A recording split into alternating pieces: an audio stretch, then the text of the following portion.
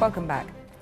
Now, one of Asia's largest cities is in danger of sliding into paralysis tonight after tens of thousands of protesters took to the streets of Bangkok to demand the resignation of the Thai government. It's just the latest of a series of demonstrations against Prime Minister Yingluck. But after the opposition rejected an offer of early elections, there are genuine fears of the country slipping into civil war. Our Asia correspondent John Sparks reports now from Bangkok. Bangkok is known for many things, like traffic jams. But today, the street seemed almost deserted. But there were plenty of people about. This morning, 60,000 protesters marched into the centre of town, blocking roads, seizing major intersections, and erecting large stages. Part of their plan to shut this metropolis down. Next, we'll take the government ministries, said this speaker. It's the latest protest designed to topple the Prime Minister, Yingluck. The demonstrators accuse her and her billionaire brother Thaksin of running the country for themselves. How long are you prepared to stay here? Well, it's the first day, but I'll come every day until she quits. The people who live in Bangkok are going to get sick and tired eventually of these protests.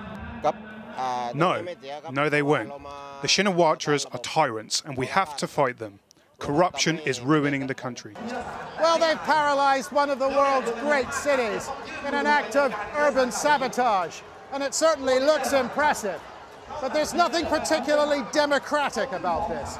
These people are standing up for less democracy, not more. On stage, we found television celebrity Dr. Siri urging the crowd to boycott the next election. Instead, he and other leaders want a non-elected council to run Thailand. And he was spoiling for a fight. If you would like to interview me, ask me any questions, please do so. I would like to do that, yes. Okay, go ahead. Yingluck leads a democratically elected government. She's not going to stand down. Well, if you violate laws, you violate constitution, we have to overthrow you before the term ends. Why not go to the people in a democratic election and put those points to them? Let them decide in an open election. We don't have any channel to tell people what's going on. Thaksin has a huge amount of money and he's bought so many constituents of electoral process.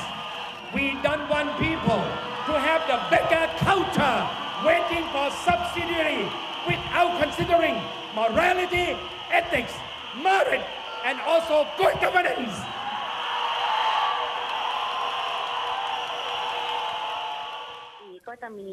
Prime Minister Yingluck and her ministers took shelter in a building belonging to the army today, rather typical of their non-confrontational approach. And it seems they have no intention of using the police to clear the streets. Her main opponent is this man, Tuaksuban, here being greeted and given money by euphoric supporters. Critics have panned his proposals for a non-elected council, but he says reform is the priority. Are you offering Thailand democracy or dictatorship? People have come to show support for democracy, but it has to be a real democracy. We will not tolerate cheating and corruption. That said, Mr. Tuaksuban probably wouldn't win an election.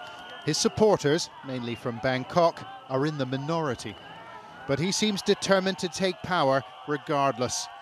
John Sparks, Channel 4 News, Bangkok.